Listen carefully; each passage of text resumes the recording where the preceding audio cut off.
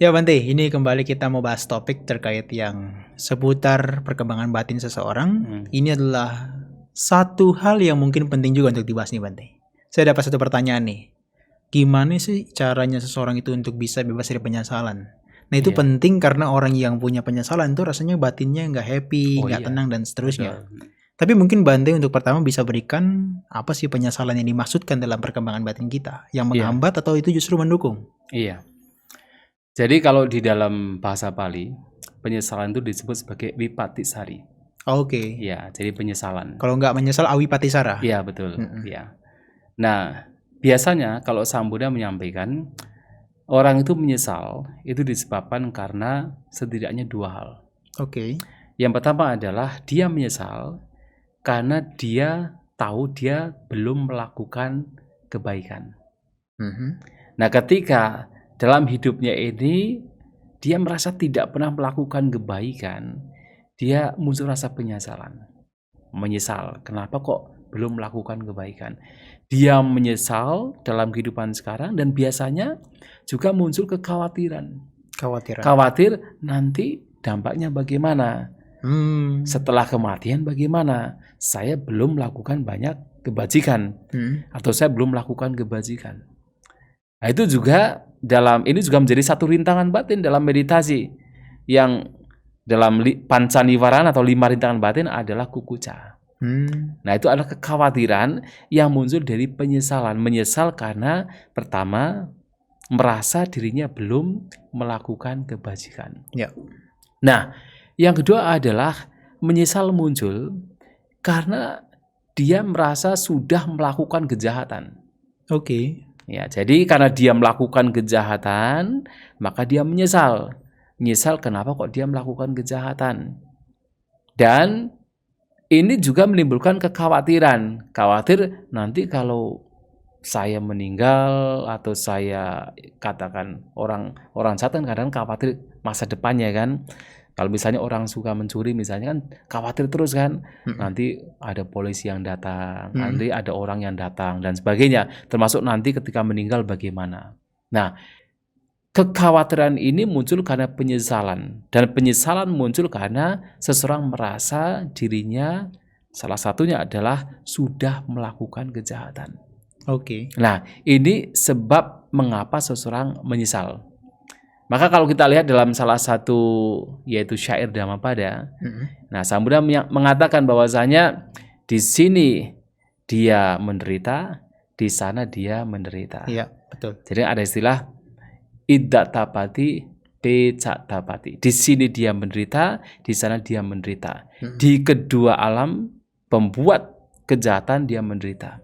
Oke. Dia menderita dan semakin menderita setelah melihat kejahatan yang dia lakukan.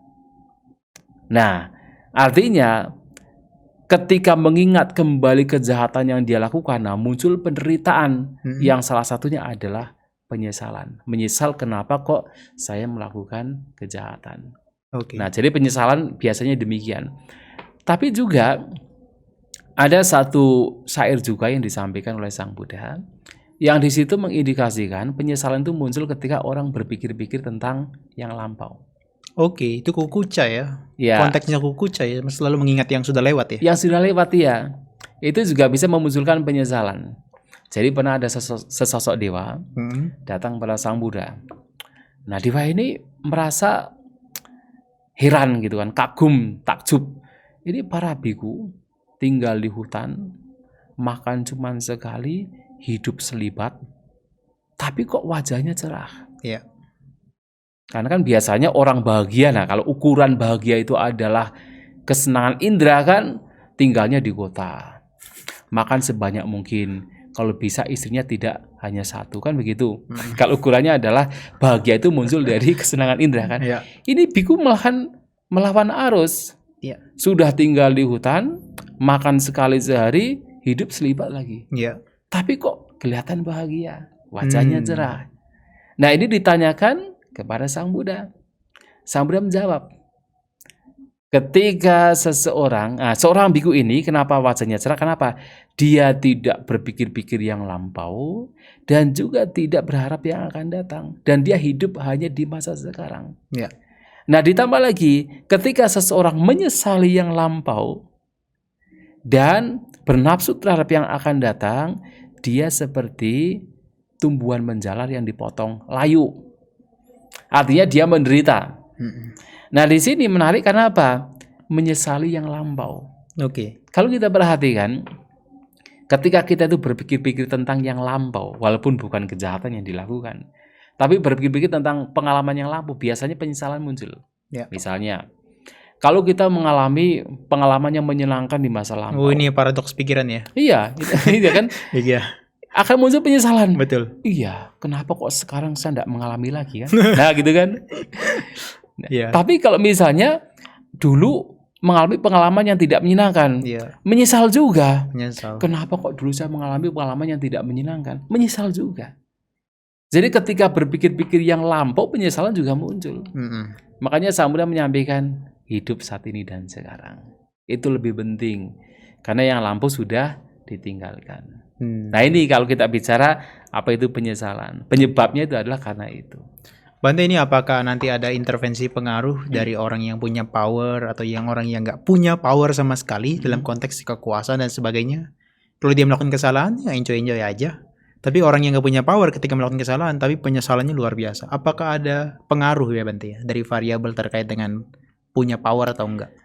Ya, memang kadang-kadang bisa demikian. Tetapi harus diingat. Samudra juga pernah menyampaikan, orang yang bodoh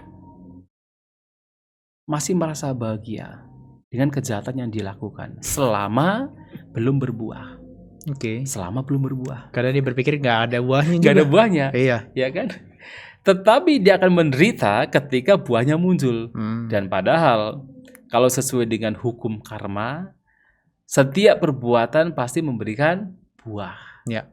Artinya mungkin untuk sementara waktu karena dia punya kekuasaan, merasa dia itu masih terlindungi, terproteksi karena punya uang misalnya, atau punya jabatan gitu kan, masih merasa ada pelindungnya, tidak ada penyesalan. Bahkan bisa dikatakan menganggapnya itu bukan sebagai sebuah kejahatan. Ya memang selama buahnya belum berbuah. Tapi coba nanti kalau buahnya sudah atau perbuatannya sudah berbuah, yaitu penderitaan, korupsi. Ketika dia belum mendapatkan buahnya, mungkin bisa juga kalaupun ada penyesalan tetapi sedikit gitu kan. Ya. Bisa juga mungkin ditutupi dengan kesenangan dia. Malah menjadi arogan kan, merasa katakan kebal dari hukum gitu kan. Misalnya begitu kan. Ya. Tetapi kemudian ketika suatu saat terbongkar, penyesalan pasti muncul. Itu alamiah Bante ya, nggak bisa dipungkiri ya. Iya, pasti itu, pasti ya. Karena saya pernah dengar satu cerita dari Bante, dari Raja Ajatasattu. Oh iya. Itu kan asosiasinya kan temannya kan dengan Bante Dewadatta tuh. Betul sekali. Ingin menghancurkan apa yang namanya kekuasaan ayahnya, dan Bante Dewadatta bertujuan untuk menghancurkan sangga kan maksudnya, kan? Atau merebut sangga. Nah itu ketika dikatakan cerita akhirnya, yang mana Ajatasattu membunuh ayahnya meskipun bukan dengan tangannya sendiri. Iya. Tapi penyesalan muncul ya Bante. Oh iya, muncul. Meskipun punya besar power sekali itu, besar sekali. Apalagi itu perbuatan yang memang ya boleh dikatakan yang sangat besar, perbuatan buruk yang sangat besar. Ya. Membunuh orang tuanya sendiri. Itu pasti siapapun, walaupun orang punya kekuasaan sekalipun, pasti penyesalan akan muncul dan itu bisa besar sekali. Apalagi yang dibunuh bukan orang sembarangan. Selain itu kan Raja Bimbisara kan yang dibunuh kan, kesucian pertama ya. Iya, itu orang tua dia sendiri. Ya. Dia juga orang yang telah mencapai kesucian. Ya. Dan dia dicintai oleh rakyatnya sebagai seorang raja yang betul-betul adil bijaksana. Ya. Dan dibunuh oleh anaknya sendiri, ya dia menyesal sekali sebenarnya. Tapi barangkali ketika dia dimabukkan oleh kekuasaan, ketika dia didukung oleh Dewadatta, mungkin dia tidak akan kepikiran gitu kan, lakukan saja gitu kan, menyiksa senang saja gitu kan. Tetapi begitu dia mulai sadar Nah, biasanya penyesalan muncul ketika apa? Ketika tidak beraktivitas. Ketika kondisi batin tenang, Tenang gitu. Diam. Diam gitu kan. Ketika kondisi batin diam, tenang, baru kemudian ingatan-ingatan terhadap kejahatannya itu akan muncul. Dan penyesalan mulai muncul. Dan itu terjadi kepada Ajatasattu juga. Maka kan di dalam sebuah ceritanya, itu kan dalam Samanya Palasutta kan. Betul. Itu, di kitab komentar Samanya Palasutta. Iya, tidak pernah bisa tidur ya. Tidak bisa tidur. Jadi begitu memejamkan mata, yang terlihat gambaran neraka. Wah, itu betul-betul menakutkan sekali. Tapi itu apakah Raja Ajatasattu benar-benar tidak termaafkan ya, Bante? Konteksnya ketika sudah membunuh ayahnya, penyesalannya nggak akan bisa terhindarkan sama sekali. Ya, kalau kita bisa termaafkan kan termaafkan oleh apa gitu kan. Kalau misalnya Ajatasattu kan memang berbuat jahat. Termasuk sebenarnya terhadap Sang Buddha juga kan pada waktu itu. Karena kan itu asosiasinya dengan Dewadatta. Jadi membantu Dewadatta supaya bisa menguasai sangga. Kan sampai membantu untuk membunuh Sang Buddha juga kan. Ya. Ajatasattu ini atas anjuran Dewadatta kan. Yang menyewa pembunuh itu ya. Menyewa pembunuh gitu kan. Ya. Dan tentu datang kepada Sang Buddha kemudian mengakui kesalahannya, Sang Buddha memaafkan. Sang Buddha memaafkan. Jadi ketika dia datang kepada Sang Buddha dalam khotbah Samanya Palasutta, mengakui kesalahannya, Sang Buddha memaafkan bahwa ya memang salah gitu kan, tetapi dengan Anda mengakui kesalahannya itu sudah hal yang baik. Memaafkan. Tetapi yang menjadi masalah adalah bukan dimaafkan oleh seseorang seperti Sang Buddha. Rasa penyesalannya itu. Karena itu adalah perbuatan yang begitu berat, itu tidak bisa lenyap secara total. Walaupun dengan bertemu dengan Sang Buddha, kemudian Sang Buddha memaafkan atas perbuatan dia bisa tidur. Ya. Ya, jadi lebih mending dia bisa tidur. Akan tetapi dia tetap tidak bisa betul-betul terbebas dari penyesalannya. Ya, sehingga ketika dia meninggal masih terlahir di alam neraka yang paling rendah ya, paling rendah ya. Karena memang membunuh orang tua itu salah satu perbuatan yang sangat besar. Bante, selain daripada destruktif bagi peluang dia untuk lahir di kehidupan berikutnya yang bahagia, tapi ternyata dengan penyesalan yang dimiliki itu juga seseorang juga nggak bisa mencapai ketenangan batin, kesucian juga, ketenangan batin seperti konsentrasi ya. Betul. Itu sampai sedemikian rupa, Bante ya, dampaknya ya. Betul.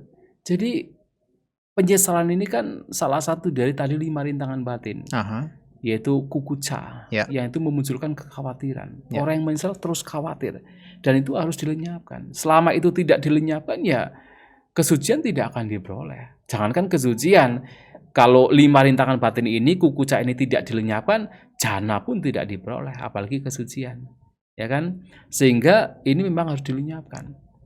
Maka ada satu cerita juga selain yang Ajatasattu ini kan. Ajatasattu kan juga diceritakan kalau dia tidak membunuh ayahnya, mendengarkan khotbah Sang Buddha, dia sebenarnya punya kapasitas untuk mencapai kesucian kan. Sotapanna. Pertama ya. Iya, pertama itu. Tapi karena dia membunuh ayahnya dan itu menjadi beban mental dia, yaitu tentunya penyesalan dia tidak mencapai kesucian yang harusnya dia capai. Nah, ada cerita lain itu di dalam salah satu khotbah juga, salah satu sutta, nama sutanya saya lupa, tetapi itu dalam sebuah cerita di mana ada seorang biku. Nah, ini juga menyesal juga biku ini, tapi menyesalnya bukan karena telah berbuat kejahatan, karena kehilangan pencapaian jananya. Oke. Jadi ceritanya itu adalah biku ini terbiasa dengan mencapai jana. Jadi terbiasa dengan jana, tapi suatu saat dia sakit parah. Dan ketika fisiknya sakit, dia tidak bisa mencapai jana lagi.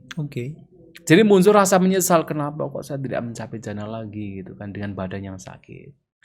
Akan tetapi kemudian Sang Buddha datang. Kemudian ditanya, biasa kan kalau misalnya ada orang sakit, Sang Buddha datang pasti ditanya bagaimana kondisinya. Sudah mulai membaik atau semakin memburuk. Nah, Bante itu semakin memburuk, Bante. Dan sebenarnya menjadi problem saya adalah saya itu sekarang tidak bisa mencapai jana lagi dengan fisik yang sekarang saya sakit. Ada muncul penyesalan begitu. Nah, tetapi kan Sang Buddha memberikan solusi kan pada waktu itu. Yang intinya sebenarnya apa sih artinya jana? Apa sih katakan harus melekat dengan jana? Yang penting kamu moralnya bagus atau tidak? Ada tidak sesuatu yang disesali berkenaan dengan moral? Kalau itu tidak ada, Bante, ya sudah. Kalau tidak ada, apa yang mesti disesali lagi? Kalaupun harus kehilangan jana, justru dengan melepas begitu, dia mencapai kesucian. Nah, memang karena begini, makanya tadi kan saya mengatakan penyesalan itu biasanya muncul karena apa? Perbuatan. Ya. Merasa telah berbuat buruk, menyesal. Ya. Merasa belum melakukan kebajikan, menyesal. Termasuk ketika seseorang melanggar sila, penyesalan muncul. Okay. Tapi kalau sila sudah bagus, moral sudah bagus, lantas apa yang mesti disesali? Dengan hanya kehilangan misalnya pencapaian jana. Dan itu sudah menjadi modal bagi seseorang untuk mencapai kesucian. Makanya sebenarnya kan ya memang pencapaian jana itu penting gitu kan. Tetapi pencapaian jana pun bisa diperoleh ketika orang silanya sudah bagus. Nah, ketika silanya bagus inilah menjadi modal untuk mencapai jana. Oke. Dan kenapa orang yang mempraktikkan sila itu tidak akan menyesal, Betul. tidak akan punya penyesalan, sehingga mudah sekali bagi dia untuk mengembangkan batinnya, Betul. membawa kepada kesucian. Dan ini juga ada sebuah cerita yang lain dalam kitab Ulasan berkenaan dengan bagaimana orang yang silanya bagus, yang tentunya dengan sila yang bagus kan tidak ada penyesalan. Ini juga disampaikan Sang Buddha kan. Jadi orang yang tidak punya sila, ujung-ujungnya adalah penyesalan. Orang yang silanya bagus tidak ada penyesalan. Itu sebagai manfaatnya. Sehingga mudah untuk mengembangkan batinnya. Ada satu cerita. Pada zaman dulu, tapi di Sri Lanka. Tapi ini tertulis dalam kitab Ulasan. Siapa, Bante Sona? Bukan. Ini kitab Ulasan bukan zaman Sang Buddha. Itu di Sri Lanka. Oke. Tidak ada namanya sih. Hanya saja ceritanya adalah Bante ini ketika di hari Uposatha, mereka para bhikkhu sangga itu berada di luar. Oh. Berada di luar di bulan purnama untuk membacakan Patimokkha. Nah, Bante ini sembari menunggu pembacaan Patimokkha, kemudian melihat bulan purnama yang begitu indah, begitu terang begitu kan. Kemudian berpikir, bulan saja yang masih ada bintik-bintiknya, masih ada nodanya saja bisa menerangi alam semesta.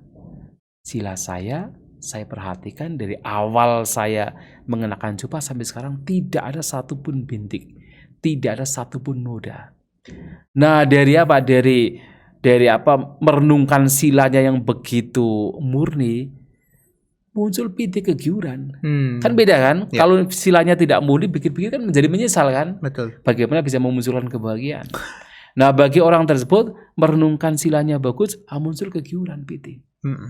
Ketika muncul kegiuran, kemudian diarahkan untuk pencapaian jana. Dan kemudian diarahkan untuk pencapaian pembebasan. Pada saat duduk melihat rembulan dan direnungkan demikian, ia mencapai kesucian arahanta. Nah, itu muncul karena apa? Karena silanya yang bagus sehingga tidak ada penyesalan. Berarti konteksnya orang yang menyesal lagi-lagi adalah moralnya ya. Baik atau buruk itu moralnya adalah yang sangat menentukan orang itu bisa menyesal atau enggak ya. Betul, itu secara umum adalah moral. Walaupun mungkin seseorang seperti tadi kan orang tidak lagi mencapai jana kemudian muncul penyesalan. Kan ada juga orang yang mungkin dia itu mempraktikkan dhamma dengan sangat serius, sangat intensif, silanya bagus. Mungkin telah mencapai jana juga, tapi tidak mencapai pembebasan. Muncul penyesalan juga, kenapa kok saya tidak mencapai pembebasan? Bisa juga muncul penyesalan. Oke. Nah, tetapi yang paling menentukan, yang betul-betul merintangi itu adalah ketika berkenaan dengan sila. Oke. Itu yang paling merintangi.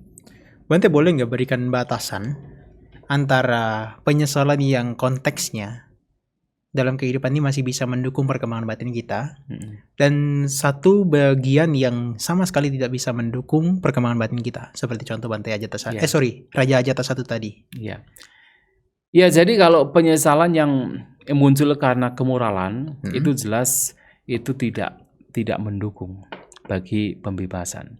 Itu harus segera dilenyapkan.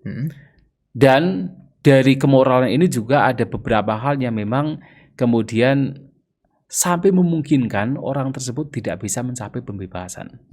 Karena perbuatan yang dia lakukan, moral yang dia langgar itu sudah terlalu kuat. Yaitu terlalu besar.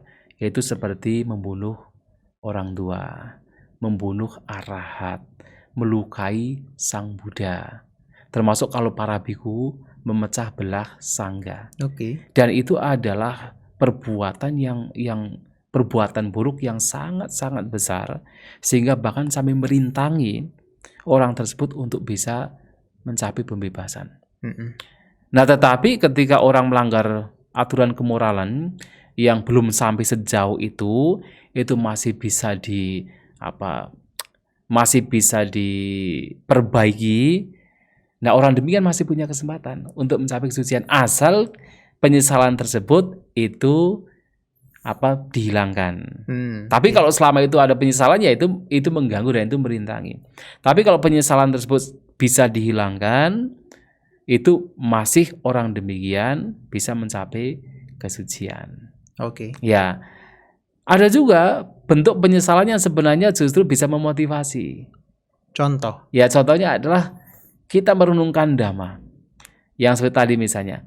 Nah, tadi kan kita bicara di awal dalam video yang lainnya, kita bicara tentang ada perasaan niramisa yang bukan indrawi lagi, bahagia. Tetapi ada juga perasaan yang tidak bahagia tetapi bukan indrawi. Itu juga bagian juga penyesalan juga. Seperti begini. Seseorang ketika melihat bentuk dengan mata, kemudian muncul penderitaan. Pertama merenungkan. Ini tidak kekal, ini tidak bisa dipertahankan, ini bagian dari dukkha. Kemudian muncul penderitaan. Yang sampai kemudian berpikir, kapan saya bisa terbebas dari ini? Kapan saya bisa terbebas dari kotoran-kotoran batin? Di situ kan ada penyesalan sebenarnya. Penyesalan karena belum terbebaskan. Tapi penyesalan yang demikian itu bisa memotivasi. Menginspirasi ya? Menginspirasi, memotivasi untuk berkembang. Dan itu juga, itu saya kira itu lebih baik. Hanya saja ini pun juga harus ditinggalkan.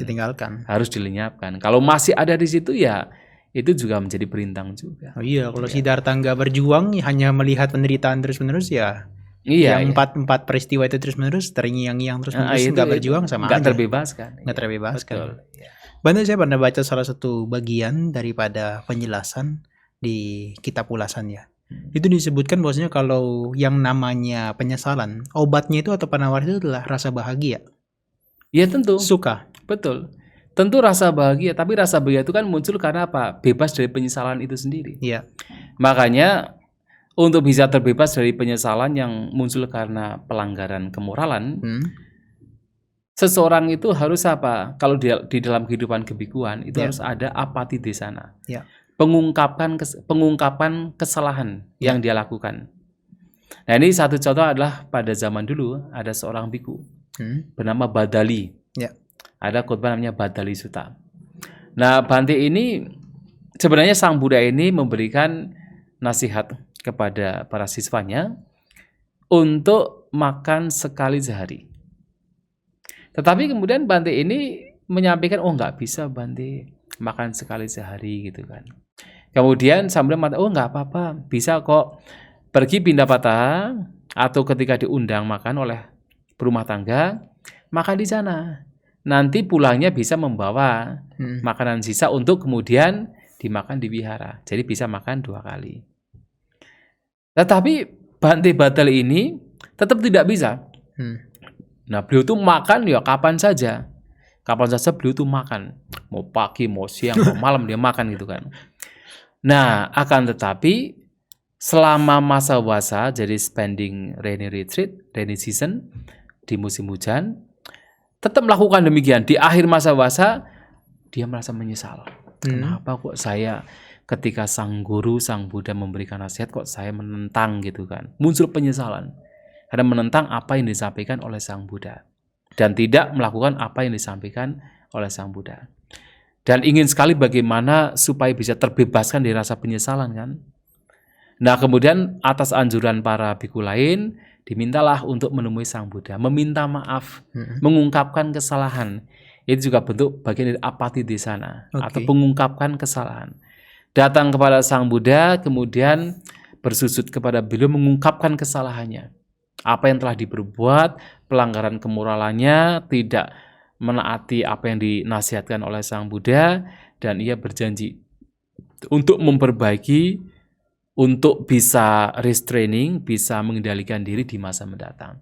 Dan Sang Buddha ketika ada orang yang datang pada beliau mengungkapkan kesalahannya dan bertekad untuk mengendalikan diri di masa mendatang, Sang Buddha akan selalu mengatakan, seseorang yang mengetahui kesalahan sebagai kesalahan dan bertekad untuk mengendalikan diri di masa mendatang, ini adalah tanda bagi orang tersebut akan bertumbuh di dalam sasana, bertumbuh di dalam dhamma, akan bertumbuh di dalam pengembangan batinnya. Nah, itu akan selalu dikatakan oleh Sang Buddha. Kenapa? Ya tentunya ketika orang mengungkapkan kesalahannya menjadi ada rilis. Ada semacam katakan yang tadinya beban itu kemudian diletakkan menjadi bahagia. Maka orang terbebas dari penyesalan akan menjadi bahagia. Kenapa? Bebannya diletakkan. Nah, itu menjadi modal. Kalau sudah bebannya diletakkan karena penyesalan tadi, kemudian tidak ada beban lagi, dan dia menjadi bahagia, itu menjadi modal bagi orang tersebut untuk bisa melanjutkan praktiknya dengan lebih baik. Makanya betul, penyesalan lenyap, kebahagiaan muncul. Kebahagiaan muncul, maka orang tersebut akan tumbuh di dalam pengembangan batin, tumbuh di dalam sasana. Nah, itu memang demikian, alaminya demikian. Bante, prinsip seperti ini kan saya perhatikan kan mirip dengan tetangga ya. Misalnya kan kayak Kristen kan, seperti atau di Katolik atau Protestan, saya nggak ngerti. Tapi kan kayak ada pengakuan dosa dan sebagainya. Apakah prinsip yang disebutkan sebagai tadi pengakuan kesalahan oleh para biku, itu prinsipnya bisa digunakan oleh para umat misalnya? Ketika mereka melakukan kesalahan, mereka mengakuinya. Ya tentunya bisa sekali. Tetapi kalau di dalam khotbah Sang Buddha itu harus apa?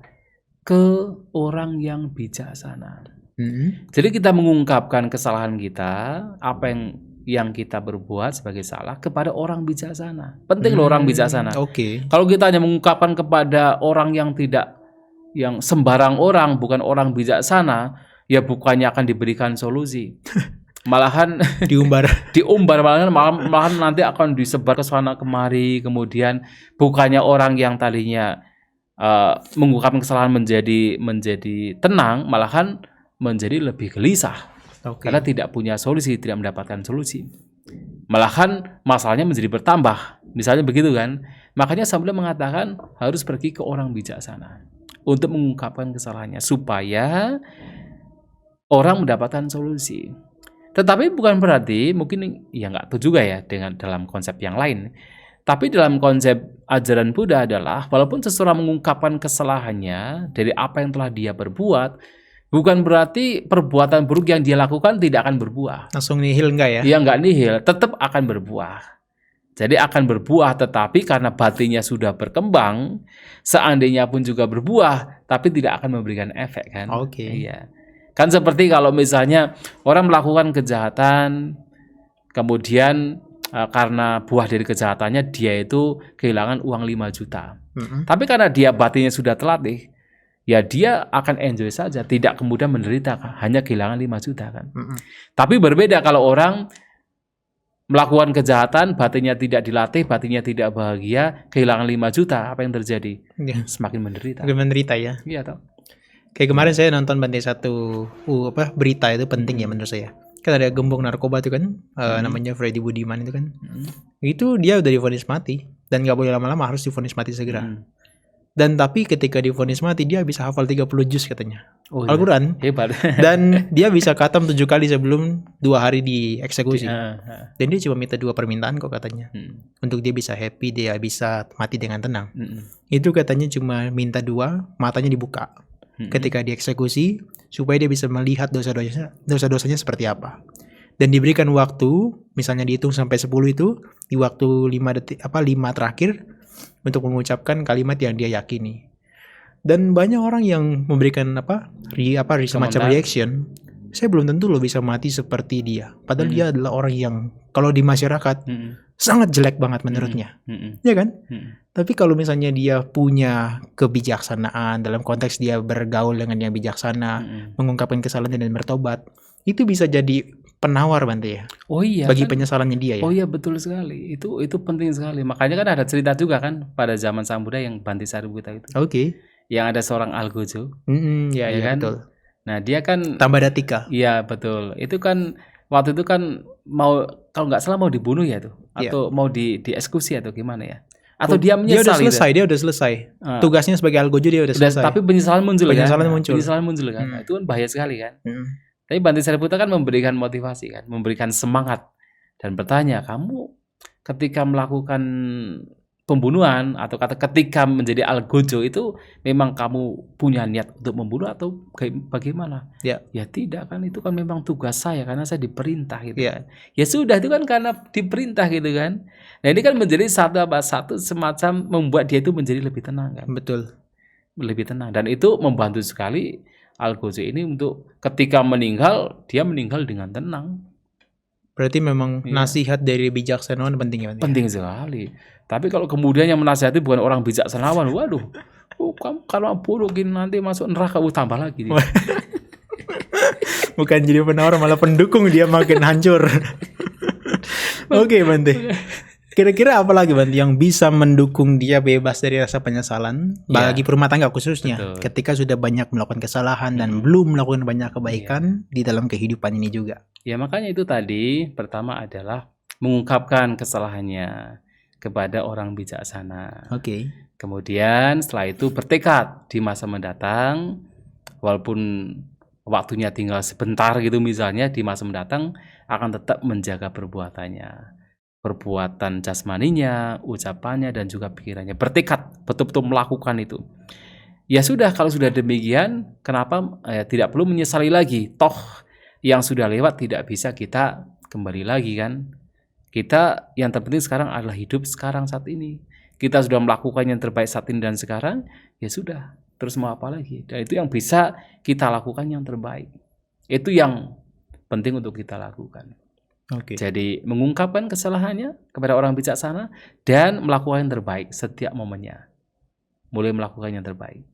Oke. Sejauh itu bukan sesuatu yang areanya konteksnya benar-benar katakanlah nggak termaafkan itu Bante ya. Yang seperti membunuh dan sebagainya yang orang tua tadi. Iya betul. Tapi selama dia keburukannya masih bisa termaafkan, lakukan yang positif yang itu, bisa membantu bisa dia. Ya seperti Anggulimala gamanya lah. Okay. Membunuh ribuan orang kan.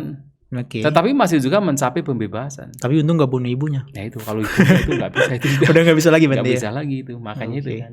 Waduh. Nah jadi masih beruntung. Dan itu juga karena ketemu dengan bijaksanawan kan. Sang Buddha. Bukan kalau ketemu dengan kita mungkin kita aja yang takut malah. Malah kita lari. Iya, dia jadi bunuh ibunya. Jadi bunuh ibunya. Oke, itu adalah poinnya. Iya betul. Oke Bante, saya pikir itu yang menjadi topik penting yang sudah kita bahas. Bagaimana orang bisa bebas dari penyesalan dan bahkan apa yang dikatakan sebagai penyesalan itu. Baik, ya. Terima kasih Bante. Baik, sama-sama, terima kasih.